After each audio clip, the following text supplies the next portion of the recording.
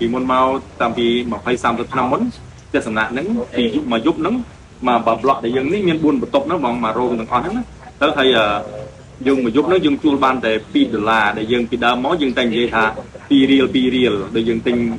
កាតទូរស័ព្ទ1រៀល$1 1រៀលអញ្ចឹងណាបងគឺយើងចង់យកណាមួយយើងដាក់ឈ្មោះក្រោយគេយើងអត់ចង់ឲ្យឈ្មោះយើងចិនជាមួយគេទេយើងចង់ឲ្យដាច់អញ្ចឹងទៅហើយហ្នឹងវាតាក់ទងនឹងលុយរៀលយើងនេះវាស្រួលហៅហ្នឹងបង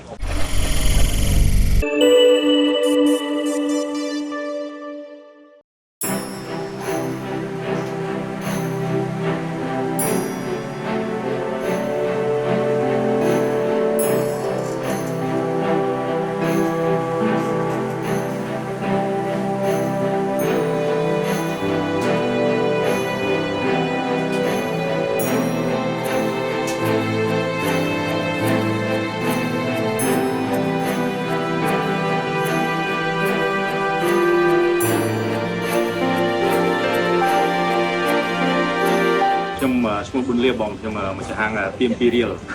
ហាងកាហ្វេរបស់យើងឈ្មោះទៀម2រៀលបងហើយរហូតមកដល់ថ្ងៃនេះហាងយើងដំណើរការបាន7ខែ2ថ្ងៃហើយបង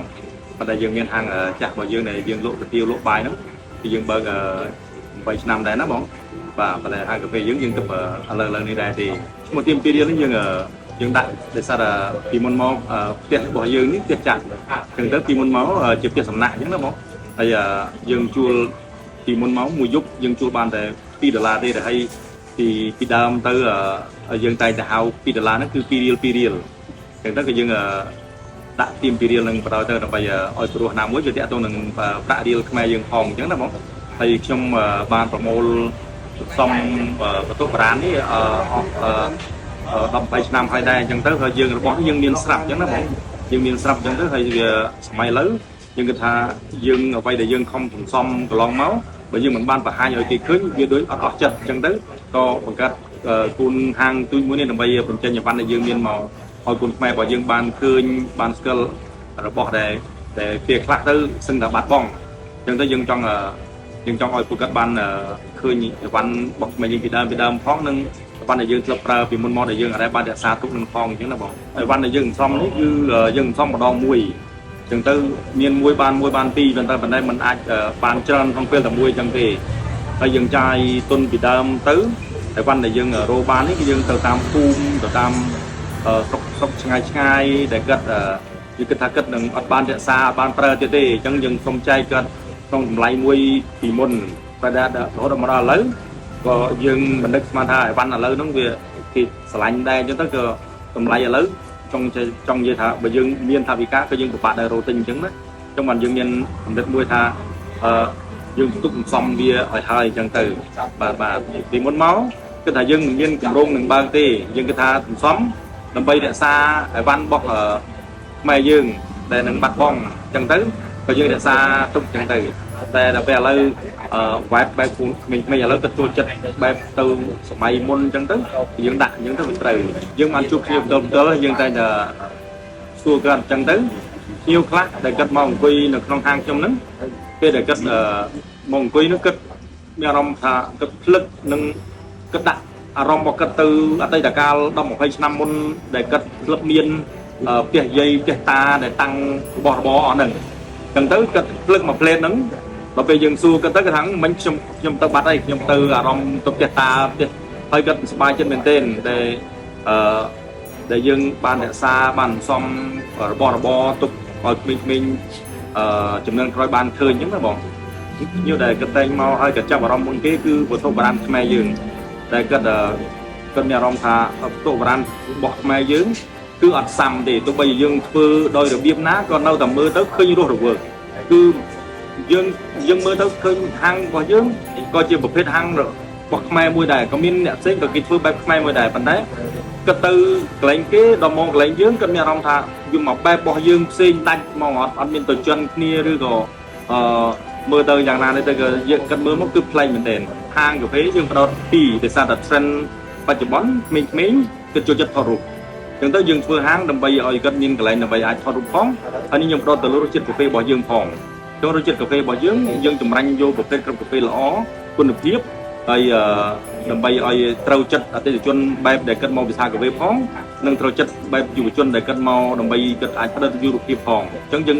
យើងបានទាំងពីរហើយមួយទៀតក្រៅតែពីកាហ្វេយើងមានជាមច្ឆាមយើងបែបជាសូដាតែអីបៃតងតែតដោះគោតែអីផ្សេងទៀតដើម្បីខ្លះអូជួនកាលគិតមកលេតមកមកគិតអាចញ៉ាំអ្វីផ្សេងក្រៅពីកាហ្វេដែរកន្លងមកដែលយើងបានសង្កេតមើលទៅហាងកាហ្វេរបស់យើងគឺតាក់ទាញគ្រប់ប្រភេទសន្តិភាពនៃមនុស្សដោយសារថាបែបចាស់ទុំគិតមកគិតពេញចិត្តបែប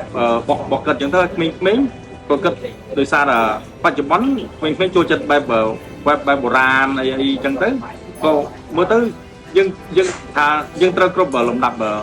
ប្រភេទនៃមនុស្សអញ្ចឹងណាតម្លៃកាហ្វេរបស់យើងគិតតម្លៃធម្មតាដោយសារតែយើងមិនបានគិតថាមកកន្លែងហាងយើងក៏ត្រូវតែគិតតម្លៃបូកទៅលើការទស្សនានឹងទេយើងគិតថាវាជាបែបហាងកាហ្វេមួយតម្លៃចាប់ពីថា$3ចុះក្រោមអញ្ចឹងយើងមិនគិតថាវាថ្លៃពេកនោះទេសម្រាប់កាហ្វេបច្ចុប្បន្នហើយយើងមិនចង់បើកន្លែងនេះឲ្យខ្លាយទៅជាសារមន្ទីរឬក៏កន្លែងណាដែលថាតម្រូវឲ្យទិញសពុតចូលទស្សនាហើយបានទៅទិញកាហ្វេមួយតង់ទៀតទៅធ្វើឲ្យគ្នាមានអារម្មណ៍ថាគ្នាត្រូវចាយអស់ច្រើនអញ្ចឹងយើងក្នុងចិត្តរបស់ខ្ញុំគិតថាខ្ញុំមានអីវ៉ាន់ដែលខ្ញុំសំស្រាប់អញ្ចឹងទៅហើយពេលដែលខ្ញុំបើកហាងខ្ញុំគិតថាខ្ញុំចង់ឲ្យគេមកឲ្យបានច្រើនដងព្រោះបើសិនជាយើងបើកជាសារមន្ទីរគឺភាគច្រើនសារមន្ទីរគេចូលតែមួយដងអញ្ចឹងទៅក៏គេគិតថាមួយដងប៉ុណ្ណឹងឯងប៉ុន្តែបើហាងកាហ្វេយើងគិតថាពួកគាត់ចូលបានច្រើនដងហើយគាត់នៅតែចង់មកទៀតអញ្ចឹងតាំងតែពីយើងបើករហូតដល់ថ្ងៃនេះយើងគិតថាមុខរបររបស់យើងវាចេះតែកើនទៅមុខហើយក៏យើងប្រឈមទៅនឹងការដែលដោយសារតែចំនួននៃហាងកាហ្វេសម្រាប់ខេត្តសៀមរាបនេះគឺវាច្រើនប៉ុន្តែយើងគិតថាអ្វីក៏ដោយវាមិនជាបញ្ហាសម្រាប់យើងប្រហែលទេដោយសារអ្វីវ៉ាន់ដែលរបស់ដែលយើងមាននៅទីនេះគឺជារបស់ពិតអញ្ចឹងយើងអភិរក្សរបស់ណាដែលសុទ្ធអញ្ចឹងទៅអ្នកស្រឡាញ់របស់អភិរក្សគេនឹងនៅតែបន្តគ្រប់គ្រងកន្លែងយើងរំពឹងថាយើងផ្ដល់ជាគំនិតនិងចង់ឲ្យបងប្អូនយើងខ្មែរយើងដែលមកកន្លែងខ្ញុំឲ្យគាត់ចេះសន្សំឲ្យគាត់ចេះអភិរក្សរបស់ដែលជារបស់ខ្មែរយើងទៅថ្ងៃក្រោយយើងកុំបោះបង់ព្រោះរបស់ខ្លះបានជួយយើងពីអតីតកាលរបស់ឲ្យជួយសម្រួលការងារយើងមិនថាជារបស់ទូចតាចអីក៏ដោយដែលឲ្យគាត់ចេះទុកដាក់ដើម្បីកុំឲ្យពេលដែលមកដល់ឃើញទៅមានអារម្មណ៍ថាស្ដាយបោះចោលបាត់អញ្ចឹងទៅដល់មកដល់ឃើញកន្លែងខ្ញុំក៏មានអារម្មណ៍ថាទៅវិញនឹង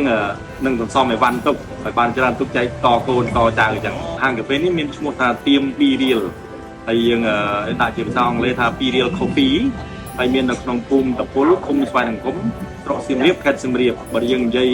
ពីទីតាំងក្នុងខេត្តសៀមរាបយើងអាចនិយាយថាកណ្ដាលក្រុងសៀមរាបតែម្ដងព្រោះវានៅក្នុងបរិវេណក្នុងក្រុងចឹងស្រួលរកទេពីមុនមកតាំងពី20-30ឆ្នាំមុនផ្ទះសំណាក់ហ្នឹងពីមួយយប់ហ្នឹងមកប្លុកដែលយើងនេះមាន4បន្ទប់ហ្នឹងបងមករោងទាំងអស់ហ្នឹងណាទៅហើយ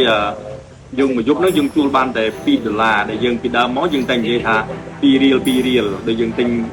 កាតទូរស័ព្ទ1រៀល$1 1រៀលអញ្ចឹងណាបងគឺយើងចង់យកណាមួយយើងដាក់ឈ្មោះក្រោយគេយើងអត់ចង់ឲ្យឈ្មោះយើងចិនជាមួយគេទេយើងចង់ឲ្យដាច់អញ្ចឹងទៅហើយហ្នឹងវាតាក់ទងនឹងលុយរៀលយើងនេះវាស្រួលហៅហ្នឹងបង